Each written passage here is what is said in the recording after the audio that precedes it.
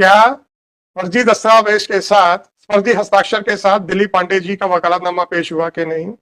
और क्या प्रदीप कुमार तिवारी जी ने झूठा एफिडेविट हाईकोर्ट में पेश किया कि नहीं? अभी पूरी बहस बस इतने पे रहेगी। मेरा ये रिक्वेस्ट था कि इसमें मंडे को रख लिया जाए, श्री निगेन सिंह साहब इसमें अपीयर हो। तो मैं बढ़ा नहीं पाऊंगा। तो सर फिर मेरा हम्बल रिक्वेस्ट है, we may kindly be permit to withdraw the vakalatnama. My humble request. ये अब आप बताइए कि चलिए सर, ये आप लोगों ने फाइंडिंग क्यों ली कि साहब ये फर्जी वकालतनामा पेश हुआ? ये आप लोगों ने फाइंडिंग क्यों, ये आप लोगों ने एफिडेविट्स क्यों झूठे फाइल किए? इसके बारे में भी तो क्या इतनी आसानी से छूट जाएगा? और अगर हमने एडवोकेट्स को छोड़ दिया तो क्या सामान्य जनता क्या ये कहेगी कि हम झूठा एफिडेविट फाइल करें तो हमको जेल भेज दिया जाता है? एफिडेविट तो अगर फर्जी एडवोकेट फाइल करे तो उसको माफ कर दिया जाता है। ये दोहरा चरित्र क्यों? क्या जवाब होगा हमारे पास, ये बता। मैं भी जानता हूं ये कंट्रोवर्सी ऐसी नहीं थी कि जहां तक बात यहां तक आ जाए जी। और आप लोगों ने तो जो भी कारण हो इस बात को यहां तक खींचा है। और now we are at the point of no return, we can not go back now. मुझे अच्छे से याद है मिस्टर दिलीप पांडे साहब ने ये कहा था कि मैंने पाठक साहब से रिक्वेस्ट की, साहब मेरे संस्कृत नहीं है, आप विड्रॉ कर लीजिए। उन्होंने कहा कि आपसे जो करते बनता कर लें। मैंने तो वकालतनामा पेश कर दिया है। मैं दिलीप पांडे जी की उपस्थिति में दोहरा रहा हूं, अगर मैं गलत बोल रहा हूं तो पांडे जी से रिक्वेस्ट है कि वो ठीक कर दें मेरे को। सही है माय लॉर्ड, मैंने इनसे रिक्वेस्ट किया था, इन्होंने कुछ नहीं किया। उसके बाद इन्होंने पुलिस में शिकायत की। तो मैंने आपसे है सर, पांडे जी कुछ कह रहे थे।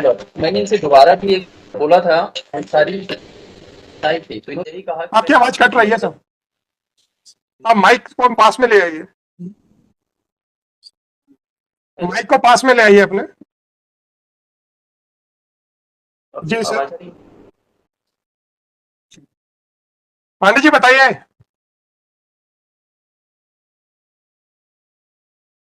पांडे जी आपको मेरी आवाज सुनाई दे रही कि नहीं?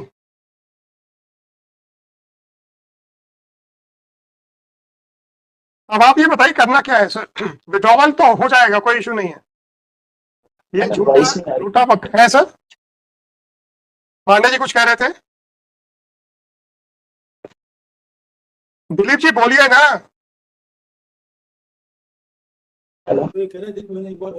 हाँ वो एक बार और बोला था, नहीं वो ठीक है। देखिए जब दिलीप पांडे जी का कहना है कि मैंने साइन नहीं किया और एसपी साहब की रिपोर्ट है कि इन्होंने साइन नहीं किया, तो विड्रॉवल करें या ना करें, you can't represent mister Pandey. Issue वो नहीं है। फर्जी वकालतनामा पेश करना और फर्जी हलफनामा पेश करना, these are the questions. Gaurav ji अब आप बताइए कि इसको कैसे रिजॉल्व किया जाए। सर वकालतनामा तो जो हमने फाइल किया था on the impression of Dharmesh Chaturvedi, because उन्होंने अपने एफिडेविट में भी बोला कि हम करा के लेकर आए थे साइन। सर वो तो अब जा चुके हैं ना, उनका कोई एफिडेविट नहीं। धर्मेश जी का कोई एफिडेविट नहीं है, वो तो स्वर्ग सिधार चुके हैं एक्सीडेंट में। आप लोगों की तरफ से स्टेटमेंट आया था, है ना? जी जी। तो सर लास्ट एफिडेविट में अब आप मुझे ये बताइए कि जब जो व्यक्ति कहता है कि ये मेरे सिग्नेचर नहीं है, आप कहते हैं कि हम नहीं विड्रॉ करेंगे अपना वकालतनामा, तुमसे जो करते बनता कर लो। ठीक है, मैं मानता हूं। मैंने पांडे जी से बाहर ये भी बोला था कि आपको यदि लग रहा है तो मैं विड्रॉ कर लेता हूँ। ये बात नहीं है। पांडे जी ने जब यह स्टेटमेंट दिया था कि आपके फादर साहब से जब उन्होंने 2 बार कहा, उन्होंने इस तरीके से बोला।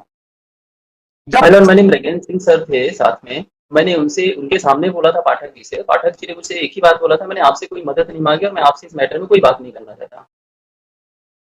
सुनाइए दे। तो अब आप ये बताइए कि फर्जी वकालतनामा और फर्जी हलफनामा पेश करने पे क्या निर्णय किया जाए, बस इतना पूछ रहा हूं।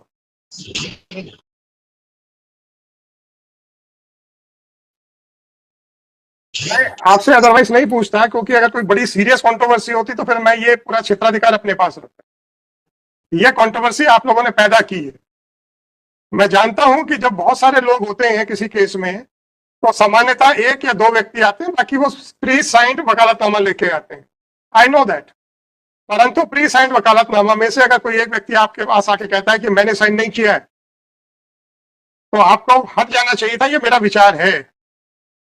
परंतु पांडे जी का कहना है कि भाई उनको साफ साफ मना कर दिया गया कि हम नहीं हटेंगे। ये आप लोगों का प्रोफेशनल मिसकंडक्ट है कि नहीं, मैं उसके ऊपर बात नहीं करूंगा, राइट? क्योंकि मेरा ज्यूरिसडिक्शन नहीं है, बार काउंसिल का ज्यूरिसडिक्शन। सवाल इस बात का है कि जब हालात यहां तक आप लोगों ने पैदा कर दिए कि उसको एसपी को भेजना पड़ा, क्योंकि तब तक भी कोई भी पीछे हटने को तैयार नहीं था,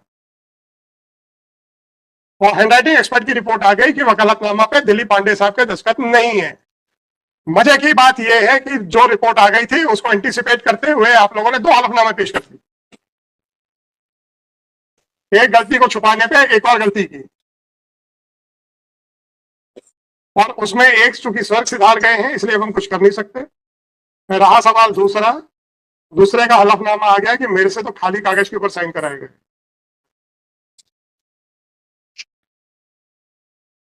तो प्रदीप तिवारी जी के काउंसिल ने बिल्कुल ईमानदारी से कहा है कि साहब ये मेरा कृत्य जो है वो अपराध की श्रेणी में आता है।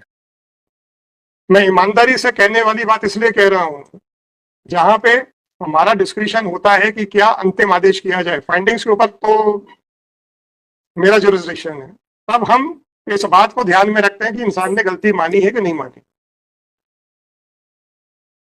तो उनका यह कहना है कि हाँ साहब मेरा कृत्य अपराध की श्रेणी में आता है, शायद तो कुछ ना कुछ फायदा दे जाएगा ऐसा लगता है। झूठा एफिडेविट फाइल करने को जस्टिफाई नहीं करूंगा मैं किसी भी तरीके से, परंतु अल्टीमेट कंक्लूजन में शायद इनकी ये स्वीकारोक्ति अगर ऐसा लगता है कि दिल से है, तो आदमी अगर सुबह का भूला शाम को घर आता है तो उसको भूला नहीं कहते, ऐसे हमारे बुजुर्ग कहते थे और हम इस बात को मानते हैं। हाँ सर, आप लोगों ने ये परिस्थिति क्यों खड़ी की कि हमको हैंडराइटिंग एक्सपर्ट तक को बुलाना पड़ गया? आप लोगों ने झूठे एफिडेविट क्यों फाइल करवाए? इसका थोड़ा सा आंसर दे दीजिए सर, बाकी फिर अपन बाद में देखेंगे मैरिज को, इसको पहले इस क्वेश्चन को डिसाइड करते हैं। Because both of them appeared before the notary, they put their signature, they sir stated their पाठक साहब, have you seen the reply given by Pradeep Kumar Tiwari? Yes, I have. देख लिया ना sir? You are just you are still contesting that reply? You are contesting that reply? contest कर लीजिए, परंतु handwriting expert को आप कैसे justify deny कर पाएंगे? I admit that I have received wakalatnama duly signed by. Why you did not withdraw yourself when Mr. Pandey had suggested you? It is not a case. It is not a case where Mr. Dilip Pandey all of a sudden stood up in the court and made allegations. I moved an application for that. And Mr. Pathak, don't try to twist the facts. मैं एक एक चीज की dates disclose कर दूंगा आपके, मैं एक एक चीज को डिस्क्लोज कर दूंगा, मैं आपके बोनाफाइड्स को डिस्क्लोज कर दूंगा सारे। my lord, Don't try to claim that you had moved an application for withdrawal. on that day, the application which was filed by Mr. Pandey was not available with me. And my lord had directed. अच्छा पाठक साहब, आपको कुछ कहना है handwriting expert की report पे? No, I do not question. You do not question. आपको कुछ कहना है with regard to the reply filed by Mr. Pradeep Kumar Tiwari, that under what circumstances the affidavit was filed? If you want to say anything, so please comment upon that. Because earlier affidavit which was filed by Mr. Tiwari was duly authenticated by notary. ये उन्होंने स्वीकार किया है, आप पढ़िए तिवारी जी के affidavit पे, उन्होंने स्वीकार किया है कि मैंने नोटरी के जाकर रजिस्टर पे साइन किए हैं। हाँ, ठीक। फिर उन्होंने एक्सप्लेन किया कि किस परिस्थिति में एफिडेविट टाइप हुआ है। अगर वो ये कहते हैं कि मैंने नोटरी क्या नहीं गया हूं, तो मैं फिर उनके वकील साहब से पूछता।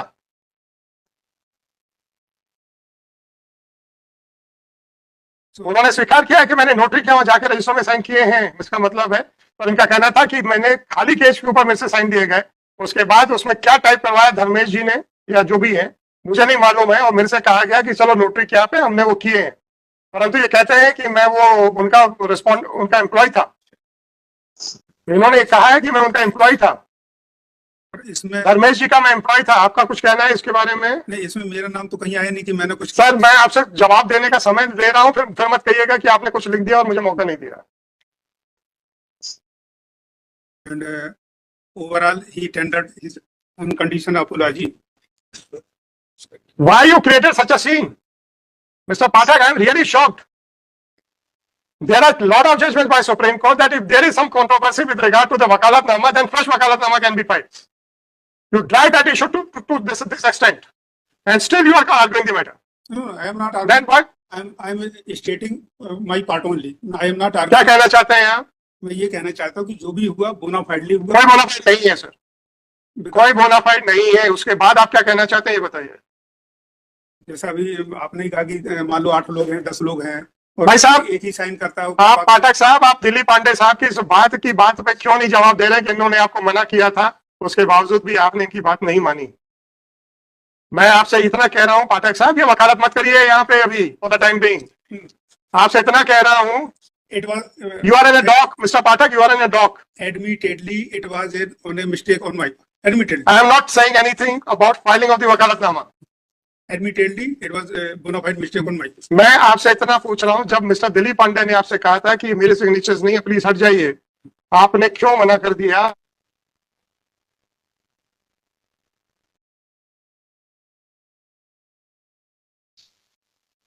मतलब नहीं है समय बर्बाद करेंगे अपना। Yes.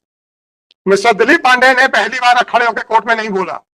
अनफॉर्चुनेट बात यह है कि मिस्टर दिलीप पांडे ने पहले आपसे बोला, तो जब आप नहीं माने तो उन्होंने एसपी को शिकायतें की, एसपी ने सिपाही तक आपके घर भेजा या कोर्ट में भेजा। कौन है? मिस्टर पाठक, यस, अरे यार, सिपाही अगर आपको फोन करता है कि आपने वकालतनामा फर्जी लगाया है,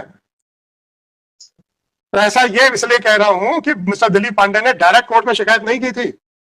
They took every step to resolve this matter amicably. But you said कि नहीं, मैं तो लड़ूंगा। कोई बात नहीं सर।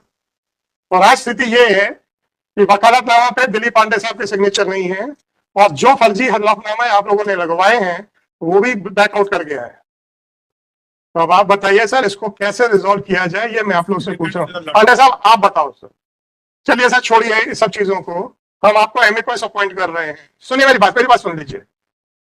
कोई बहुत बड़ी कंट्रोवर्सी होती तो हम ये अपना क्षेत्राधिकार कभी आप लोगों से शेयर नहीं करते, राइट?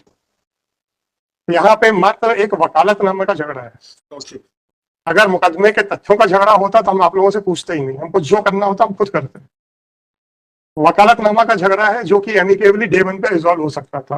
बिल्कुल हो सकता था, उसी तारीख को हम कह सकते थे और हम विड्रॉ हो जाते और दूसरा वकालतनामा कॉन्टेस्ट की तरह से पेश करते। आप करते या नहीं करते, वो अलग विषय अलग विषय है। लेकिन ये तो पांडे साहब को कोर्ट में आके शिकायत करने तक का भी मौका नहीं दिया जाना चाहिए। चलो ठीक है सर, अब आप ये बताइए, कंट्रोवर्सी को इतनी सीरियस नहीं है कि बहुत ज्यादा स्ट्रिक्ट एक्शन लिया जाए? क्षमा के अतिरिक्त हम लोगों के पास कोई मार्ग नहीं, जो हुआ उसके लिए माफी। दिलीप पांडे जी, हेलो। देखिए, गलत हलफनामा देना और गलत स्टेटमेंट होना तो इसको तो माफ नहीं किया जा सकता। इसके ऊपर तो जो भी स्ट्रक्चर होगा वो मेरा होगा, उस पर मैं कोई कंसल्ट किसी से नहीं करूंगा। जी। अब आपने दो चीजें सुनी हैं।